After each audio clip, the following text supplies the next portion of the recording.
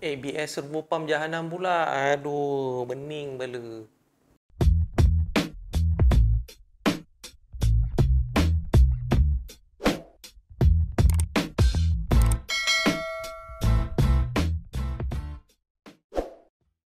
Assalamualaikum dan salam sejahtera. Selamat datang ke rancangan aku iaitu Brother YouTube.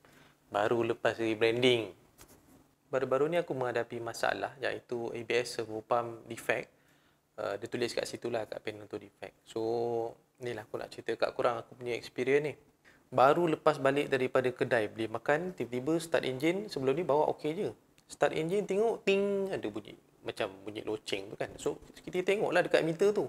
Dia tulis ABS servo pump defect.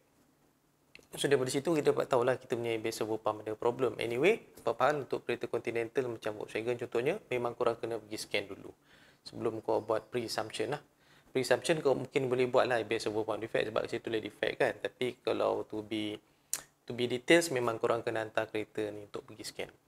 Kereta boleh jalan macam biasa, tak ada masalah. Cuma masalah yang timbul ialah apabila kau punya ABS tak ada, lepas tu traction control pun tak ada, automatic dia akan disablekan benda ni. Sebab masalah yang kau hadapi bila ABS pump rosak ni, dia akan disablekan dua benda, iaitu ABS dengan traction control. Sebab dua ni, sistem keselamatan dua ni berkait rapat dengan korang punya ABS pump. So bila ABS pump kau ada problem, so macam mana dia nak enablekan ABS tu masa bila break emergency? Sama lah dengan traction control, sebab traction control ni dia related dengan ABS jugalah. Untuk dia mainkan traction ataupun untuk dia kekalkan traction pada tayar kau dan antara jalan dan tayar, dia memerlukan ABS punya sistem juga. Sebab tu bila ABS pump kau rosak, ada problem, dia akan disablekan dua benda ni. Kereta masih boleh jalan macam biasa, tak ada masalah. Cuma yang menjadi masalahnya, kau tak boleh bawa laju lah. Macam apa yang aku praktikan, aku bawa tak lebih 170, 80 je aku bawa lah untuk keselamatan lah. Kena pula time tu time hujan, so aku pun tak berani. So itulah yang kau kena take note lah. Contohlah ada masalah dengan ABS pump ni, and then dia dah disablekan dua sistem, iaitu ABS dan juga kau punya traction control. Kau bawa laju, tiba-tiba nak beremergency, tayar tak lekat pula, kena pula time tu hujan. Dah tak pasal-pasal kereta kau masuk gaung, kalau tak masuk gaung nyundul buntut kereta orang lain. Kau menyusahkan diri kau dan juga orang lain. So jangan buatlah benda ni. Kalau dah tahu ABS kau ada problem, so cepat-cepatlah bawa slow, janganlah bawa laju. So apa aku buat lepas aku dapat tahu tu, sebaiknya tak jauh daripada rumah, mungkin dalam 7-8 km je waktu tu. So aku bawa balik rumah, aku biarkan dulu lah, relax lah, malah fikir. Kan kalau nak ikutkan memang panik lah, tapi berapa nak panik-panik, bawa je lah kita ke bengkel, biarlah orang yang bertauliah buat. So besoknya aku check sekali lagi untuk confirmkan, tengok, check sekali, test sekali lagi untuk start, masih lagi keluar error tu. So lalas aku panggil towing, dia angkat, bawa naik semua, dia bawa ke bengkel dan bengkel mengesahkan bahawa memang ABS pump aku ada problem, so kena tukar the whole unit lah, kalau tak pun repair. Dia ada beberapa option yang korang boleh buat untuk ABS pump yang rosak ni. Silap, aku lupa nak beritahu korang. Bila bengkel dah mengesahkan bahawa ABS pump rosak, so aku tanya dengan breakdown insurance, aku tanya ada warranty tak. Bila dia tengok dekat dia punya list tu, braking system termasuk dalam dia punya warranty, so aku claim dekat warranty je lah. Sebab tu banyak kali aku tekankan dengan korang, kalau beli kereta Continental ni, belilah dengan dia punya warranty sekali. Sebab kalau tak, nanti sakit kepala kau. Aku bayar dalam 1,500 setahun, dan dia cover macam ABS pump ni, lebih daripada 1,500 dia cover.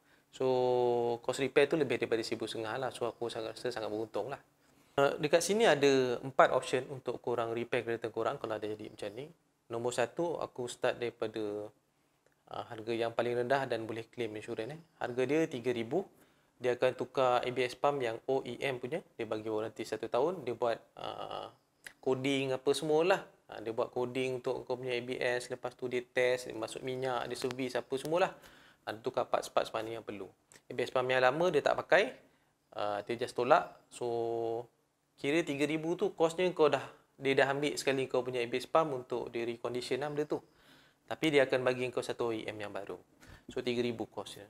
So Aku mula nak ambil option yang ni, tapi disebabkan bengkel kata dia tak ada OEM pump. Sebab dia kata dah 4 bulan tak ada. So aku suspect mungkin dia akan lama lagi lah untuk tak ada ABS pump OEM tu. So aku fikir-fikir balik, tak payahlah, tunggu option kedua lah. Option kedua ialah harga dia 3,800. Di mana dia ambil kau punya ABS pump ni, dia ambil kereta kau, dia buka ABS pump, dia hantar ke bengkel lain untuk repair benda tu. Dia bagi warranty dalam masa sebulan. So disebabkan itu yang ada dan paling cepat dia boleh buat iaitu dalam masa 3 hari. Ada confirmation lah kat situ siap dalam masa 3 hari. So aku ambil option yang tu. Lagipun claim insurance sekat 3,800 tu tak ada masalah bagi aku lah sebab insurans yang bayar bukan aku yang bayar. Okey, sekarang ni option nombor 3 bagi orang yang tak boleh nak claim insurans ataupun buat sendirilah. Harga dia dalam RM1,500 kau boleh hantar dekat bengkel, ada dekat Bangi ke PJ tak silap aku. McWay Auto Sdn Bhd, dia memang repair ABS pump. Kerja dia memang repair ABS pump sajalah. Ada benda-benda lain yang dia repair tapi dia memang specialist untuk repair ABS pump. Harga dia dalam RM1,500 siap dengan coding apa semualah, tapi kereta memang kau kena tinggal 2 hari kat sana. Kau hantar kereta kat sana, dia akan buka, dia akan repair, dia pasang balik, dia test coding apa semua dalam RM1,500. Itu adalah option nombor 3. Option nombor 4, harga dia dalam RM1,800. Tanya juga orang-orang lama ni lah. ABS pump kau yang lama ni, tak pakai dah. Kau simpan sendiri.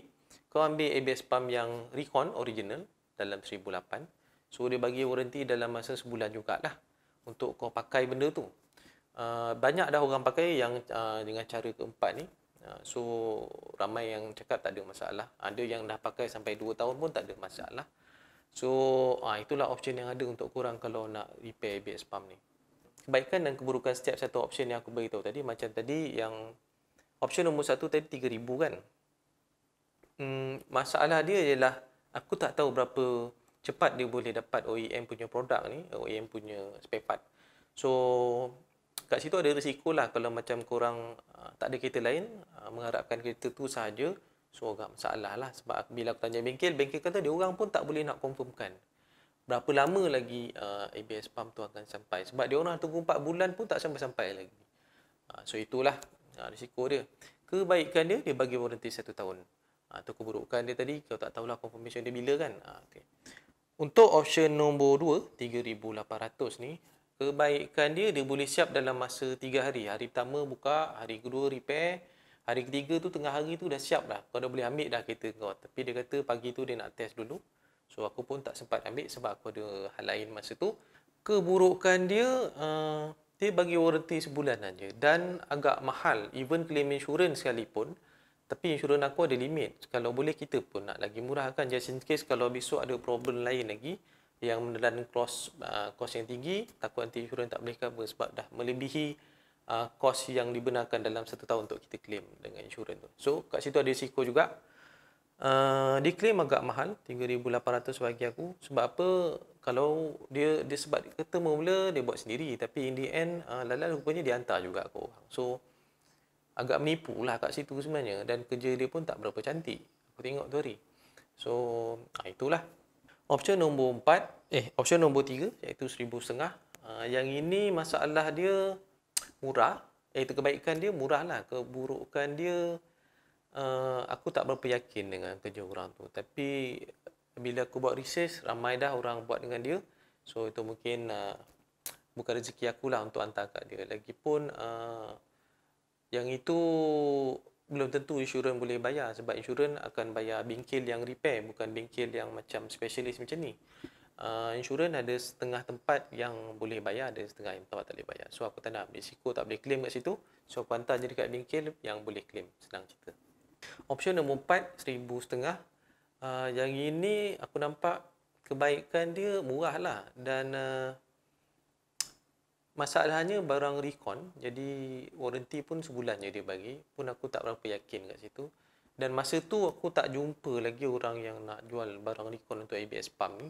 So bukan rezeki aku lah sebab aku nak pakai kereta tu cepat. Sebab dah nak raya kan. Even aku ada kereta lain, tapi aku nak pakai kereta tu buat raya. In the end PKP tak boleh beraya pun. Lalah aku pun duduk rumah. Tapi tak apalah, bukan rezeki untuk aku buat option nombor 4 tu. Simptom nak rosak, tak ada simptom. Setakat ni aku nampak tak ada simptom. Aku start kereta sebelum tu pun tak ada apa-apa masalah dengan brake pun, tak ada rasa jerking ke apa ke, tak ada. Tak ada rasa blinking ke ataupun ada ABS pump tu dah menyala ke, dia punya error ke, dia punya alarm, tak ada. Tiba-tiba nak start, ABS pump dah rosak. So kita ulang kat situ, itulah dia punya simptom, memang tak ada simptom. Suspected root cause rosak, aku rasa sebab aku main track hari tu, so aku pakai minyak brake yang biasa. Minyak brake yang biasa ni bila panas dia akan create bubble. Bubble ni akan menyebabkan ABS pump kau rosak. Sebab tu orang kata kalau lepas main track sebaiknya buatlah flushing. Aku suspect benda tu, tapi aku tak tahulah betul atau tak. Mungkin sebab ada orang yang, sebab aku tengok budak-budak yang main track ni, lepas dia main track aja dia buat flushing untuk dia punya braking system fluid lah. So aku tak buat masa tu sebab aku tak ada experience main track. Tapi tak apa, ini good experience for me, tapi high cost lah. Nasib baik aku ada insurans, so tak berapa terkesan sangat pada aku lah. Dan lagi pada musim pandemik ni kan. Kesimpulannya, lepas main track, korang cepat-cepatlah buat flushing untuk braking system korang. Tu nombor satu. Nombor duanya, kalau kau nak main track, pakailah minyak brake yang tahan panas. Yang aku tahu, dia ada grade-grade dia untuk main track day ni. Tak silap aku 700C ke atas kot. Itu untuk brake pad. Tapi kalau untuk minyak brake, aku tak tahu. Nanti aku buat research mula. Nanti dan beritahu korang. So, itu saja aku punya pengalaman buat kali ni. Kalau ada apa-apa soalan, boleh letak kat komen bawah lah. Itu saja. Assalamualaikum. Alkisahnya baru-baru start kereta, tiba-tiba ada keluar ABS servo pump. Macam tu lah lebih kurang bunyi dia. Aku tak ingat, nanti aku update balik lah. Yang kelakarnya semua error dia keluar lah. So sekarang ni aku ada dekat bengkel untuk dia tengok. Sebab aku tanya bengkel, bengkel kata ini masalah dengan speed sensor je, tapi ada efek dengan kau punya servo pump lah. Anyway, tak apa, kita tengok macam mana. Aku harap-harap speed sensor lah. Speed sensor murah, RM70 satu biji. So apa dah hal. So tengoklah macam mana nanti. Nanti apa-apa lah aku update kemudian. SP